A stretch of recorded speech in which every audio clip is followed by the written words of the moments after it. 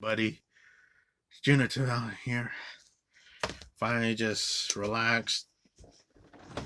Just want to drink one more. Just want to drink some water.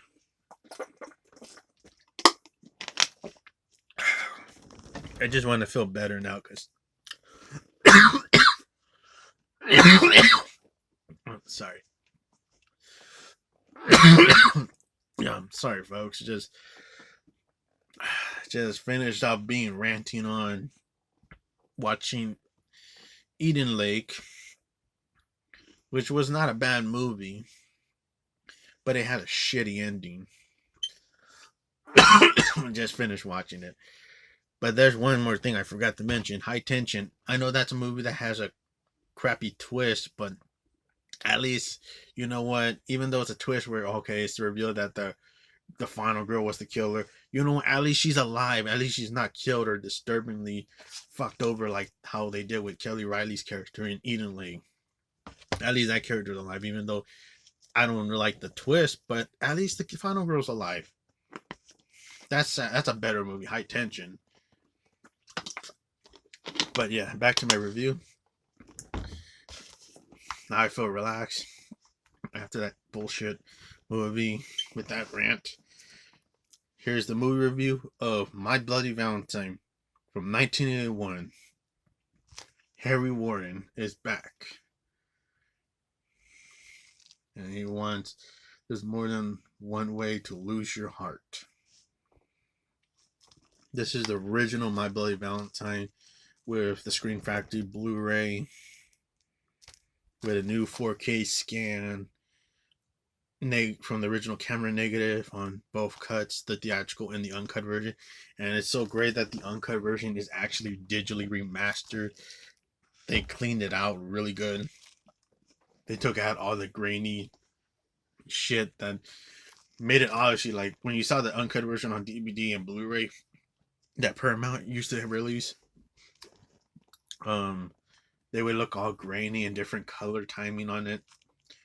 It looked kind of terrible to watch it, but you know what? Screen Factory did their job justice. I think this was like one of their last release before they would go on to do more releases during the pandemic. Because I think this was like released. I think it was released like in January of 2020. I might be wrong, but I think January of 2020 is when they released this one. But this was a great release from Screen Factory. I really enjoyed this slipcover, the new artwork. It's okay, but I kind of wish they went with the that artwork that's done by Osborne. I forgot the dude's name, Osborne. I wish his artwork was done on the slipcover instead. I don't know, just the slipcover kind of just reminds me of that. It reminds me of the crappy Paramount cover of the uncut version of the movies that Paramount released. I don't know, It's just the cover's okay. It's just I kind of wish they went with the Osborne artwork, where Harry Warren is like on top of the building and holding a graphic, bloody heart, and then he has this pickaxe that he's holding behind his back, and then another bloody heart that's on a heart-shaped box, and yeah, I wish that was the artwork, but this artwork's okay. But yeah, this movie is really badass. Even has the original poster art, which I think is the most effectively disturbing artwork, where it's the killer with blood stains all over its miner mask. Of course, that's the same line. There's more than one way to lose your heart. Of course, you get the disc art with the new artwork, and then the original poster art. I just feel like this original poster art is really disturbing. Really, really cool poster. Definitely one of the best slasher posters that's creepy to watch. Because it's like you're looking at the POV of the eye of the minor killer. But yeah, My Bloody Valentine is a badass 80s slasher film. I used to like the remake, but I kind of don't care for the remake that much. I used to like the remake. I used to watch it a lot. It's just like when I got older and I started watching the uncut version of the My Bloody Valentine, I started liking it more. And then when I was starting watching I think a couple years ago, I was starting to watch the remake because I have not seen it for like for 5 years until like a couple years ago. I saw it and I kind of didn't care for the remake. It's just not that the acting is bad. It's just the acting is kind of mediocre at times. And I don't know, just the one thing that bugged me about the movie was the 3D aspects. It's just it looks hokey and too too fake as shit at times, especially with some of the gory effects. Like especially when Tom Atkins, his character, when he gets like the pig axe under his chin, it's cool when you see like the first shot where it's like stuck in his throat, his chin, and he's grunting in pain and shit. That's a cool shot, but it's ruined by the stupid ass 3D effect where it's like all CGI, and like I just didn't like the look of the CGI. Just CGI blood looks terrible to me, and I know it's part of the 3D gimmick, but I just I don't know. That kind of took me out of the movie. And the love triangle, I didn't care for the love triangle in the remake. It was kind of like meh to me. I just prefer this one. I prefer the love triangle in this one better. That's well done. And I wasn't really into the twist at in the remake. I actually like the twist better here because the twist is satisfying, and I really enjoyed the twist. It was one of the most effective twists that they well written it and well paced it and well done it. It was executionally well done. It executed it.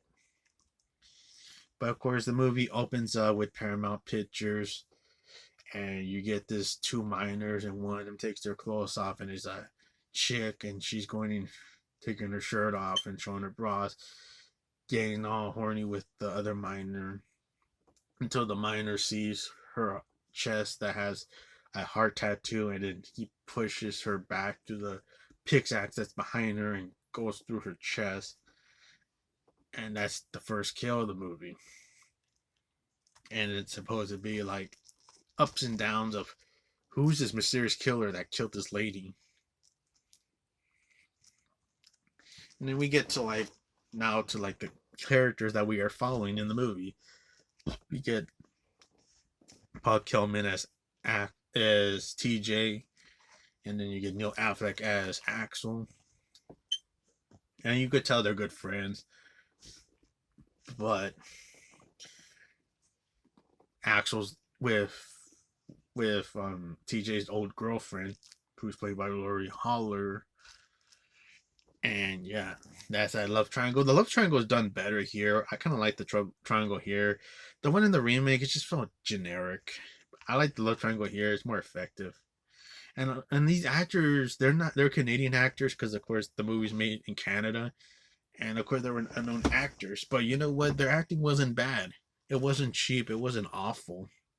It wasn't mediocre like the remake. But on to each their own. If anybody likes the remake, I just like the original. But yeah, you get other characters.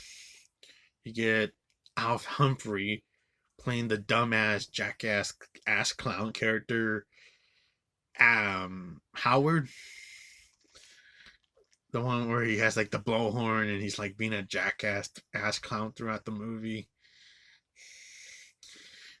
And he also has the stupid part where he like sniffs beer up his nose, which I actually did that stupid shit when I saw this movie on DVD.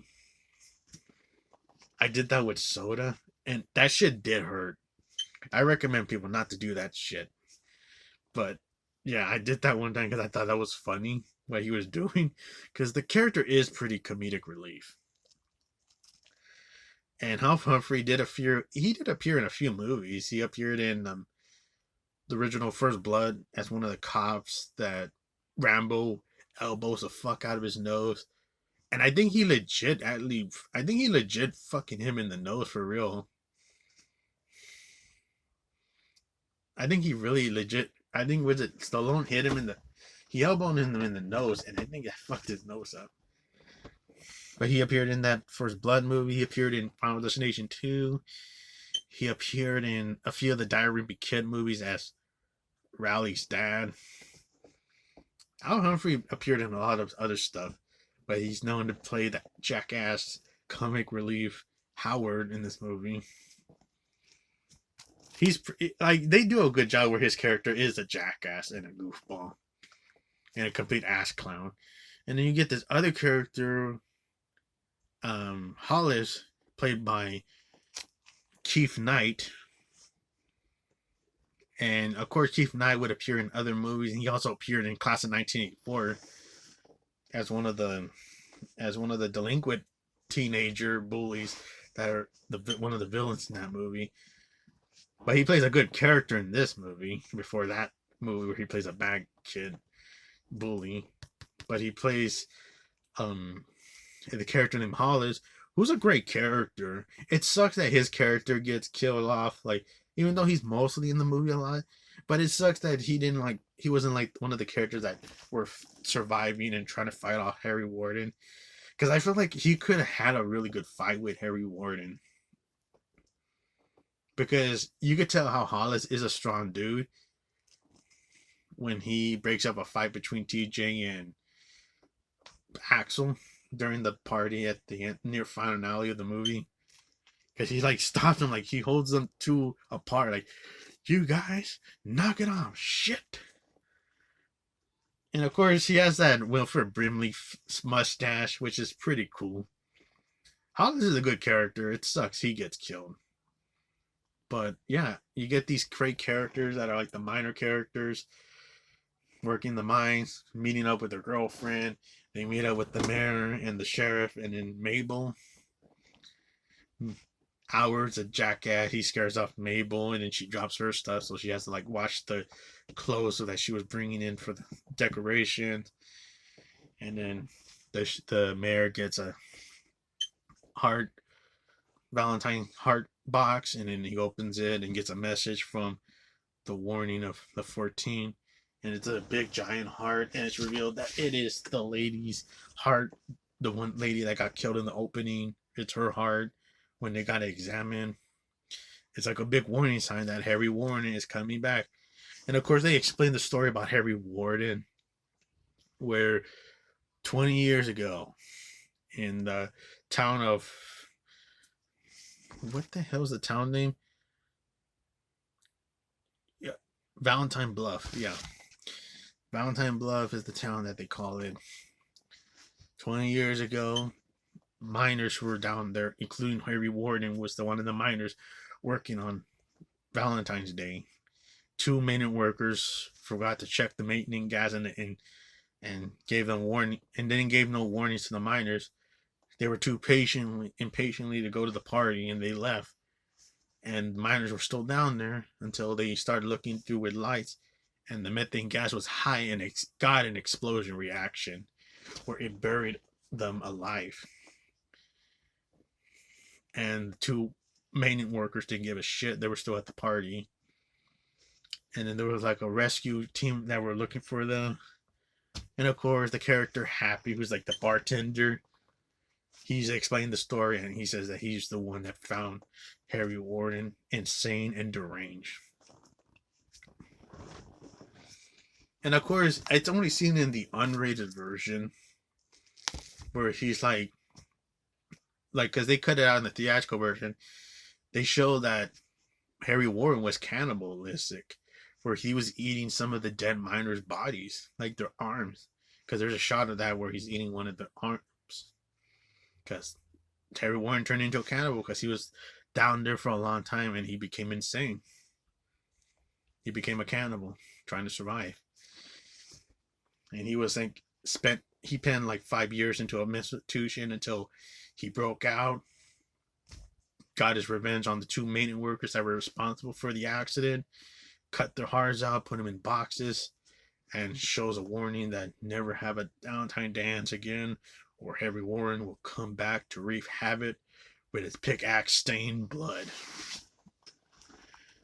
And of course, Happy's the one that explains the story, and it could be you. I know what I'm saying.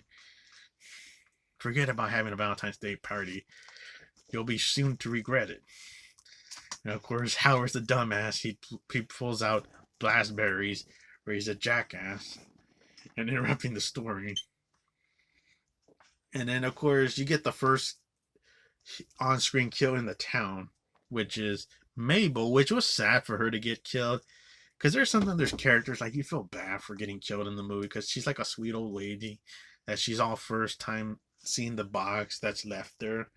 Like she's like, oh, who gave me this? And of course she starts reading the note where it's just like a warning that she's gonna get attacked. The lights turn off and then the miner starts going through the washing dryer's doors and she's trying to block him away from using the dryer doors to get in the way of him. But she's stalking her. And he grabs her and kills her with a pickaxe and stuffs her body in the dryer until the sheriff comes in and finds her dead body rolling throughout it when it falls out. Very sad that character gets killed, Mabel. And then you get more characters development with Axel and TJ, and then TJ wants to go back to with Sarah. And then one leads to another. They have their love triangle, and then they have argument in the mine and stuff. And then you get more kills. Another character gets killed, and it's the character Happy, which is the bartender. He gets a pickaxe shoved up through his chin, and boom, it's really gruesomely and good, really mastered, well done by Screen Factory on the uncut version. Because you see the pickaxe going through his eye, and the eyes getting stuck up with the pointy of the pickaxe. And yeah, that's pretty good special effects. And then the sheriff doesn't know what's going on with Harry, if it's Harry Warden or not that's doing all these murders, because they don't know where's Harry Warden is. Because they go to the mental institution. They call them, where is the Harry Warden? They said, oh, we don't have no evidence of Harry Warden, no file or case of him. And the sheriff's like getting pissed off, like he was committed there. How could he not be there? And of course, the lady that's on the phone just being an asshole Karen is like not giving a shit.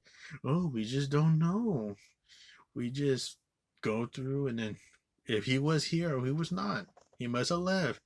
But please find out if it's him or not. And yeah, he even says to the mayor, they don't know if he's damn alive or not. So yeah, it's up in the air if it's Harry Warden that came back, that he's the killer, because they don't have no answer. And of course, you get more tension by TJ and Axel, and they have to fight. But Hollis is a badass, and he stops the fight.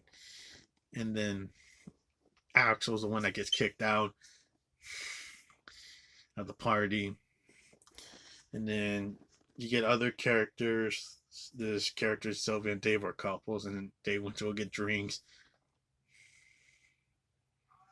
And Sylvia's the one character that gets killed by the killer, by all the minor office falling and scaring her, and then he puts Sylvia's head where she's carrying her and stuffs her head to the pole, and it's like where the faucet of the water, and the water just comes out of her mouth really brutally, and her boyfriend finds her all stabbed with the water out of her mouth, really gruesome. And then you get another character named Dave, who's another minor worker. He gets his face brutally pushed into the hard boiling water, which is cooking a bunch of hot dogs, very gruesomely and disturbing. And his body is found in the fridge. And then everybody's freaked out. Hollis, Sarah, his girlfriend, Howard, and two other characters are into the down of the mine. And then now everybody knows that, oh shit, Harry Warden has killed everybody. And then you get that awesome line from Axel. Hey, it's Harry Warden, he's here. Everybody get the fuck out. Come on, go. Move. And then they do get the fuck out. They run the hell out of there. And Axel and TJ, they put their different aside, and they know that they're down there, so they got to get Hollis and Sarah and everybody out before Harry Warden comes and gets them. And then you get to like them in the down to the finale. The finale is taking place in the mine, and it's actually a real legit abandoned mine in Canada that they're using, and it's kind of scary because they're using some lights in some parts, and it does have some methane gas around. Like holy shit, it is kind of scary to like that they were really filming in a real abandoned mine. That's crazy. Like they would not do shit like that no more. Like that would just be all staged. No, they were using a real mine in Canada that was abandoned. And of course, Harry Warden is making his presence down there. He's like, boom, like they start hearing a bunch of lights getting smashed. He's swinging his pickaxe like to the ward's lights, like going. It's like holy shit. He's bringing darkness to them. It's like the devil's coming for them. They're fucked. But they get signaled by they get the signal of what's going on because TJ and Axel finds them and lets them know that Harry Warden is back and he's killing everybody. And of course, Howard's a jackass. He's like, "What are you talking about? Harry Warden died a long time ago." And then TJ's like, "Would you shut up and listen to me? Damn it! He killed Dave and Sylvia, and now he's coming back to kill us. He might be down here, so we gotta get the hell out of here." And of course, Axel, TJ, Hollis are separating to find the other two characters that separated, and Howard's staying with the girls. Of course, Hollis tells him, "Howard, you stay with the girls." And of course, Hollis goes to find the other two characters. He finds them dead, and then Harry Warden has a gun, a nail gun, and shoots Hollis in the face a few times. Very sad that that character gets killed off. He would have had a really good, nifty fight with Harry Warden. And of course, he is stumbling in front of his girlfriend. He's dead. And then now they see Harry Warden is coming towards them. And Howard's a chicken shit. He leaves the two girls. And Harry Warden goes after him through a sideways door. And of course, Howard's girlfriend and Sarah are the ones that are found by Axel. And then they're trying to look for TJ until TJ is found. And then they are trying to get away, but the elevator's screwed up and they have to climb to the ladder, a tall ladder that goes up to the surface. And of course, they encountered Howard's dead body getting hanged and his head comes off. So like what a chicken shit that character is. He got his ass comeuppance. He left the girls, and you know what? He got his comeuppance. Harry Warden got him. And of course, they go down, and they're trying to get another way to get out. They go separated until they reunite again. They make it to a walkway of the water. Axel gets fall and pushed into the water, and then they only see like his lights are floating into the water. And Sarah's telling him, "Come on, get him out of there." And TJ says, "No, I can't because it's 60 feet deep. I'll get sunk in too. We just have to get going." And of course, they go, and then Hollis's girlfriend gets killed with a pickaxe to her gut. And then Sarah and TJ are the last ones, and they fight off Harry Warden with a brutal cart fight, swinging with the pickaxe and the shovel fight. And they get into a corner of a mine area, and they have a vicious fight with TJ and Harry Warden. And of course, Sarah's in the fight. She hits Harry Warden with a 2x4, and Harry Warden is swinging his pickaxe, but he gets his pickaxe stuck, and then he wraps a knife, his army knife, and tries to stab him. But Sarah moves the mask to show Harry Warden's face, and guess what? It was Axel. And TJ says, "Axel? Why?" And of course, you get the backstory with that little flashback. The one of the maiden guys that Harry Warden murdered was Axel's dad. He was the first guy that you see getting his heart taken out. And of course, the uncut shows him like Harry Warden taking his dad's heart out and splashing it all over young Axel's face when he's a kid. Because he sees his dad getting murdered. And yeah, it's Axel. That was a really effective twist because it was less predictable and really shocking. Like, that's disturbing. Like, that is disturbing right there. Because he saw his dad getting murdered by Harry Warden. And now he's copycatting like Harry Warden. And of course, they get crumbled and they get stuck. Like, Axel falls through an area and he gets stuck through a rubble. And then the sheriff and the mayor and the other mob are coming through to get them out. They explain it. TJ explains it to the sheriff like it was Axel, and the sheriff says, "I know, because we just got a call today. It's revealed that Harry Warden died 5 years ago. It's Axel, because Axel was the one that saw his dad getting killed by Harry Warden, and his dad was one of the maintenance workers that was responsible for that accident that happened." And of course, they find Axel's hand sticking out, and of course, Sarah's like seeing his arm, and his arm grabs Sarah, and he's starting to cut his arm off with the army knife, and it's really gruesome and really remastered, where you can get to see his gruesome arm getting cut off. And of course, the ending of the theatrical cut is like really clunky, like weird and edited. But in the unrated, it's done better. You get a better ending in the unrated cut. And then of course, you get that crazy moment where Axel's like going on insane, talking to himself. "Hanniger, I'll be in hell for you, Harry. I'm coming. This whole town is gonna fucking die. You hear that, you bastard?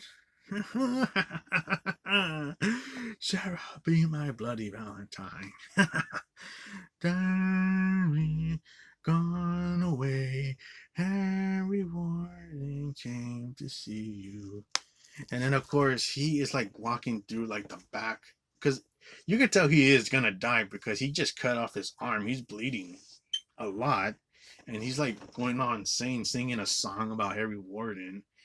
And he's like going into the darkness of like a more deeper area of the mine, and his light of the helmet is like getting fade into the dark, like he's going crazy. And then you get a crazy laugh that blackens the movie, and you get this crazy laugh that's supposed to be Axel laughing louder, and you get this really good song of the Ballad of Harry Warden.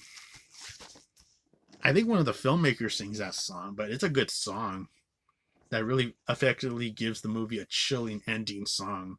It's a really good song that gives you a chill, that gives you chills. Really scary ending. Like, that's a disturbing ending, great twist. Yeah. Like, see? That's a movie that gives you a disturbing ending and a satisfying one. That is a good twist and disturbing at the same time. That's a scary ending. Yeah.